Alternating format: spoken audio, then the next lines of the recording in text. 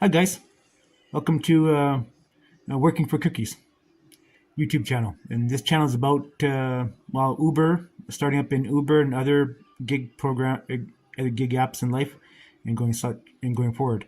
And sorry about my amateur filmmaking. So, anyways, um, we've decided we have a couple cars here or a few cars that we're going to be thinking about buying. And there's different models and makes, and give you an idea to my madness behind it and such. So, from what I gather, is you need a 2015 and newer vehicle to be eligible to drive for Uber or Lyft or any other app for that matter. I know for U Rides, here they have another program that's called U Rides, and that one there you have a 2014 or newer. But you buy something like that, then it disqualifies you for doing Uber or Lyft or other programs, because other gig programs want a newer vehicle. So we are thinking about vehicles that are going to be multi use for us, and the multi vehicles we definitely want a vehicle that is a hatchback. Now, if you're solely if you are strictly thinking about doing only rideshare only, hauling people, then a regular sedan is best for you. But for what I want to do, I want to have it so it's multi useful and I can do what I want with it. And sticking with the car, I don't want to be going to SUV or nothing like that, because that's just more cost and more hassles along the way. Stay away from all-wheel drive. You basically want a front-wheel drive car. Stay away from all-wheel drive, four-wheel drive, stuff like that, because it's just more wear and tear and more expense. And anyways, here's the lineup of vehicles. I mean, these vehicles are probably going to range anywhere from, you know, on the high side it says here, but these are American prices. So on the high side here in Canada, anywhere from, I don't know, maybe $9,000 to $12,000, maybe 13 on the high side. But you think about the kilometers the vehicle has here too. Other things I'm looking at are gas mileage. You obviously want a vehicle that is a four-cylinder, manual or automatic. It depends what you like. And here you're seeing what the miles per gallon are. I do like Mazdas. They have a pretty good rating on them, and they seem to do pretty well. You kind of go through here. Chevrolet's pretty good. You can see by that the price wide is, I think it's a blue book price, I guess. Miles per kilometer. I mean miles per gallon. This is a miles. I think it's a miles per gallon. Those of you who are old school, you understand that stuff. Honda Fit, I've been thinking about it. Has a lot of good features in it, and we'll get to those other features here in a minute. I just want to go through this list here. It has 31 vehicles, ranging from the best to the crappiest. So I wish I got my camera a little better. so um, so kind of get the gist of it, and because this gives you a ballpark idea of the cars that are available out there for hatchback, and you know, price wise and miles per gallon. You would think the Kia Soul would get a little bit better gas mileage, but it doesn't. It gets from 30 to 31 on the highway. It's kind of, I mean, it's still okay, but I mean, it has. You think about like the Honda Fit, you're getting anywhere from 37 to 41 on the highway, which is good. And even in the city, it's 29, give or take. The Chevrolet Volt, I don't think I'd bother just yet with electric vehicles. Sorry, hands getting sore from holding this thing here. I don't think I'd bother with electric vehicles yet, unless you get a major incentive from Uber to get electric vehicle and you have deep pockets and such. But I think it's one of those things that's hit and miss for electric vehicles. If you live in the northern part, I can see if you live in Canada or the northern states, it's worried about wintertime. And I think winter would be pretty hard on the batteries.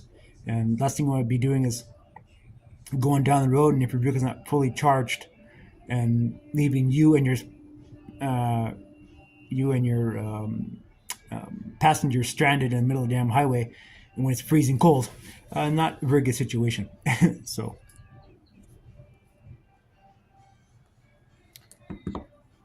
Anyway, sorry, back here again. So hybrids. Um, it's another thing. The hybrid is another one. I think you want to stay away from the hybrid vehicles just for cost savings. I think anything hybrid. I mean, you can pick what you want, but for cost savings, I think hybrids are something to stay away from. You spend a lot of money on repairs, and you don't want that. So, if we can zoom in here a bit. No, we can. Maybe it's a bit too much. So, I wonder if that would work. Okay. How's that? Is that better? I guess it is better, huh? Then you don't get the whole damn view. Yeah, darn it. Anyway, we'll just stick with that view. So you can pause the video if you want to see more of that those specs on there. So Volkswagen Jetta, I do like Volkswagens and such, but the thing is, you have to think about Volkswagens is can your local area fix them?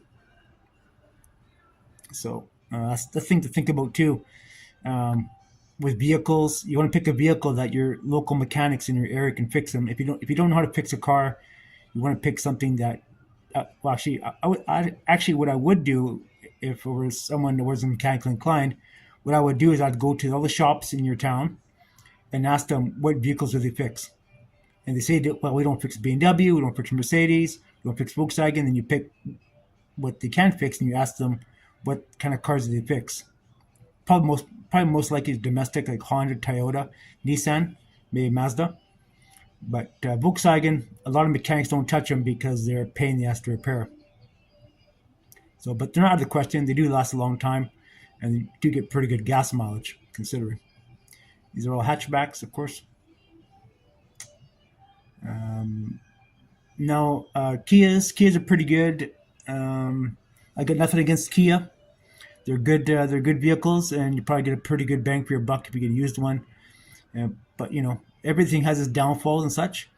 And I think the Kia Forte is a probably good one. Another hatchback. I'd buy one. If it was a good price, I'd buy it and just maintain it and run it and use it for my purpose. Right? So, sorry, I need to get a better stand for doing this kind of stuff. Mini Cooper, I'd stay away from that. Of course, they are good vehicles, but they're good when they're new. But when they're older, I wouldn't touch it. So that's something to think about. Ford Focus, a lot of people are hooked on Fords, and that's a good one there too. But I'm not. But yeah, it's another good vehicle. Also a hatchback. Um, you're getting anywhere from 25 to 40. That's a big gap, eh? 25 to 42 on the highway. That's a huge gap. I wonder why that is. So it's pretty interesting. Nissan Leaf, that's a good one there too. I like that one. I think this one is electric. 101 miles a gallon. Wow. That's pretty good, eh? But it's electric. So I wouldn't bother electric. Not unless you live in a place where it doesn't get cold. But that's good gas mileage. But when it breaks down, you're going to be selling your left nut to get it fixed because they are expensive to repair. Hyundai Accent. Here's another one. Hatchback, little car, good little car. Like Hyundai's, they're good little cars, and gets you know 37 to 38 miles per gallon. And if you get a four-cylinder, more like have a four-cylinder automatic or manual. That's something I would think about too. Is what you prefer to drive. I would get a automatic or automatic or manual. A manual transmission car will last much longer than a automatic because most of these cars have CVT transmissions, and back in these years they were not so good. So I'd pretty much opt for a manual transmission, even though you're gonna do have some problems. But I mean, you can't have to weigh the factors. Another Mini Cooper. Of course, these cars are four doors, which is what we're after. Mini Cooper, I'd stay away from it. Another Ford Fiesta. That's another one. It's another good one. So good gas mileage on that. Another Kia Rio. So another good car, has good gas mileage, 37 to 38 on the highway. So not bad. Hatchback car. Scion. I don't see too many of those around here, but they're around. They're good little cars, I believe. So I think they're the fancy version of the Kia, I believe. So yeah, so and they're Volkswagen Golf, and they're a good little car, but again, you have to think about who's going to fix it for you if it does break down, and it's just a good little car in general. So, but the prices do vary quite a bit on them. And they're Ford uh, C-Max hybrid. I'd stay away from that.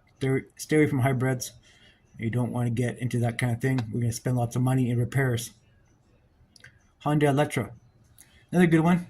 I like that one. I also like the Hyundai. Like I'm a fan of the Hyundais.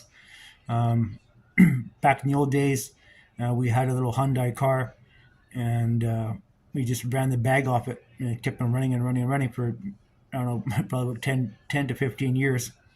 So found the car, just went forever. So this one here again, you're gonna get it anywhere from maybe $8,000, maybe on the low end, maybe $11,000 on the high end in today's market. They do last quite a bit long. These cars do last a long time, but you have to factor in. Um, you basically have to find out who owned it before you and how was their maintenance. It will last a long time, but you just have to keep maintaining and maintaining and maintain. Right? That's the whole idea. If you know something about business, you go and buy a used car and you keep on fixing it, and you know you can basically write up all those expenses on your business. It's a used vehicle, so it's a good tax write off and such for repairs. Um, the, this is not a very good one. This is a two-door Veloster, and we'll click on next page here. Of course, you can buy a minivan, whatever you decide. Minivans are good too, but then it's fuel mileage, and SUVs is fuel mileage. So these all things to think about. These are just hatchbacks. Yeah, Chevy Spark, another good little one. I think this one, no, it's not electric. So gas, little Chevy, little Spark. I like these little compact cars; they're really good. So I suggest there's something you should look for. And Honda, yeah, this is a two door, I believe. Yeah, two door, not very good. Also the Subaru, that's another good one. I do like Subarus, but they're all wheel drive, and it's just going to cause nothing but problems at a later date. So I suggest maybe staying away from them. But I do like Subarus, one of my favorites. But you're gonna pay a lot of money for that car. It's very expensive. Fiat, you want to stay away from that. Not so good. And their Ford C-Max, and the Mini Cooper, Volkswagen, no good. Toyota Prius. Well, a lot of cabs around here and other places use Toyota Prius. So they're anything Toyota, like Toyota Prius, Camry, um, Corolla, any of those models of Toyota are all good, and as long as you find one in the hatchback, you're golden, right? A lot of guys do use Priuses. I'm not a big fan of them, but I mean, they are what they are, and they hold their value pretty good. So you're gonna pay through the nose for them, and they really get really good gas mileage. Fiat 500. Well, that's another one that's maybe okay, maybe not, but you have to think about who's gonna fix it. Good old Toyota Yaris. That's another good one. It's another good little car, good little compact car, and definitely hatchback is what you want. Gets really good gas mileage.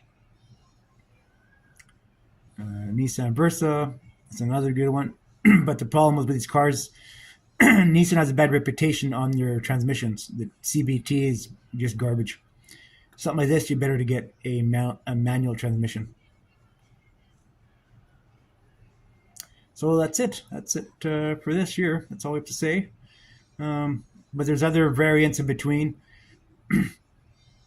I would suggest sticking with the major ones. suggest with sticking with Honda, Toyota, Nissan, Mazda, Hyundai, Kia. Those most of those ones. And like I said, you have to make sure, um, basically make sure in your own hometown which cars can be repaired. And that's a big factor to know because, like I said, if you live in a small town, a lot of mechanics will not fix certain vehicles. So we're gonna go back to what I'm probably gonna buy, more than likely.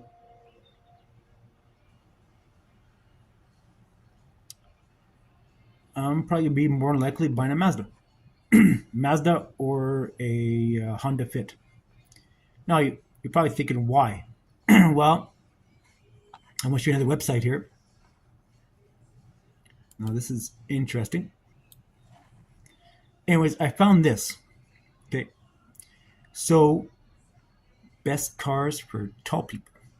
Yeah, you heard it, tall people. So I hate all these advertisements. Here's a huge list of vehicles that are for tall people. Of course, SUV. We talked about SUVs not being the best thing to have, but here you have it. Any SUV you get, you're gonna be good on. You're gonna have lots of headroom. But what can we pick here? Truck. Well, are you gonna be using a truck for doing rideshare? Probably not. You lose your shirt on fuel.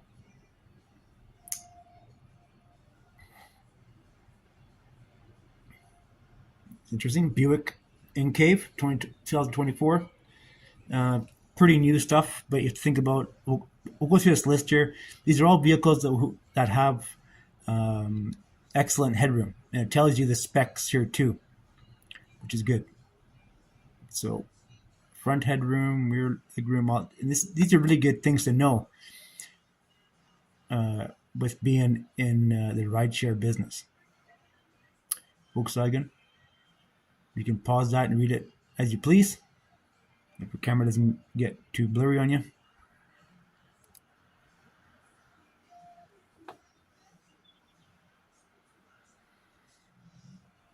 Subaru, another one.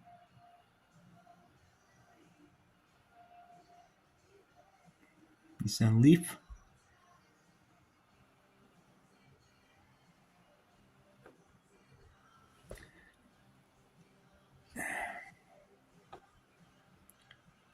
So Nissan Rogue, another SUV. You pay through nose for fuel. Kia.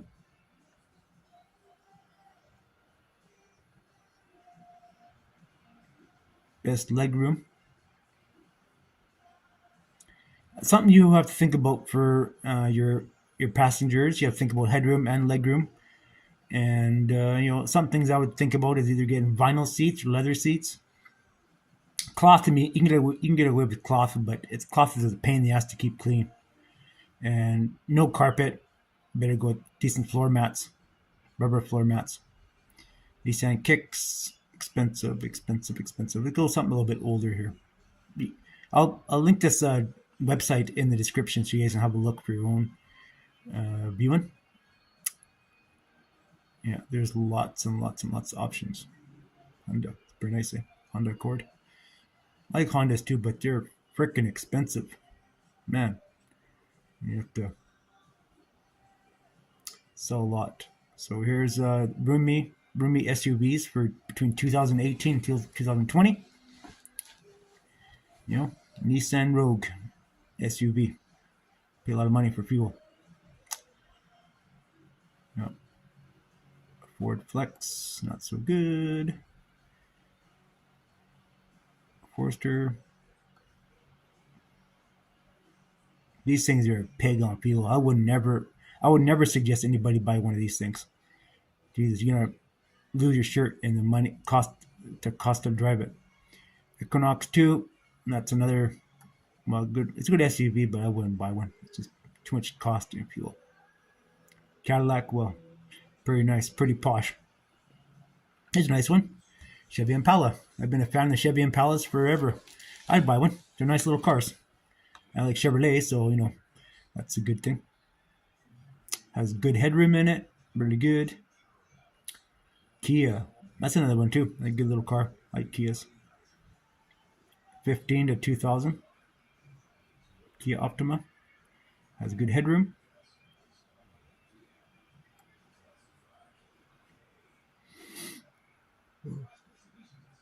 Scion, kind of a box on wheels. I like that too. So Honda Fit, kind of cute little sporty car. I drove one, test drove one not too long ago. I think I don't know, probably 5 6 years ago. I test drove one, and it was pretty good. So I was looking for something to boot around with, and I looked at these two, and they're good little cars. Get one that's a manual transmission, non-turbo. I don't know if I don't know if they come with turbos or not, but I'd get one non-turbo car. Non-turbo car, you're gonna last twice as long. You get something with a turbo. You remember it's gonna the engine that engine and drivetrain is not gonna take the abuse. And it's gonna break down. It's gonna cost you nothing but money. So just things to think about. Nissan Versa, same thing. If you decide to buy something like this, I would suggest staying away from the automatic transmission. CVTs were just garbage. Not, I mean, they're probably not so much, probably not so much now, but in the past years, they're just junk. And if the original owner actually did take the vehicle in, sorry, keep adjusting my camera here. If the original owner was good on maintenance, they would take the car in and get a recall to get the transmission fixed. But a lot of times people forget, and those things are. So this website tells you all sorts of models. Goes right to what is it? 16, 13, 17, also has all sorts of years in here. That's a good website. I'll link the my description. I'll link the website to description of the video here, and you can read through it and determine which vehicle is the best for you. So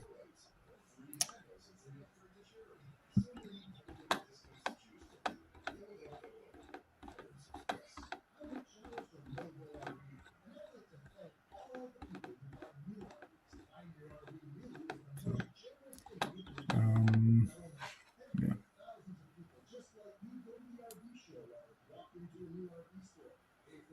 So that's what it's called. You just kind of Google that. Best cars for tall people looking for a comfortable ride. Yeah. So anyways, we'll turn the camera around here and I'll show you guys a bit more. Hold on. So, anyways, that's a list of some of the cars that you can get. I recommend for rideshare. Things you have to think about. Like I said, you basically have to think about what you'd be using the car for mostly. Either it can be for mostly for delivering people or picking up parcels, working with these Connect ones or Instacart or whatever, doing some mail delivery and such, whatever food or whatever you want. But I suggest something four-cylinder, automatic or manual. You actually want the vehicle to have you want a good headroom, good legroom in the back, and it's nice to have that seats where the seats they fold forward, 60/40 split, and also so the back seat will fold up, give more space to put stuff in. So there's things, but I'm going to be basically do my basically be checking out vehicles here in next couple months and pull the trigger and probably about end of March, April, because there's no point getting into it now. Or buy a car. I might end up buying a car and just put it in the shed, in the garage, and just do what I need to do to it, and get it. Go through all the mumbo jumbo of getting it insured and all that stuff like that, and just use it when I need it until the weather gets nice. But right now the weather's just too crappy. Like January, February, March, forget about it. Weather's just too crappy. This gives me time to look around for the best deal. The other thing I wanted to add is you get a vehicle that doesn't have big, gigantic mag wheels on it.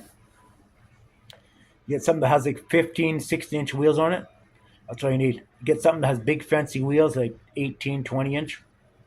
It's ridiculous because the thing is, when you are pulling into curbs or parking the car, parallel park, whatever you're doing, you're going to be rubbing those rims up against curbs and you're going to chip them.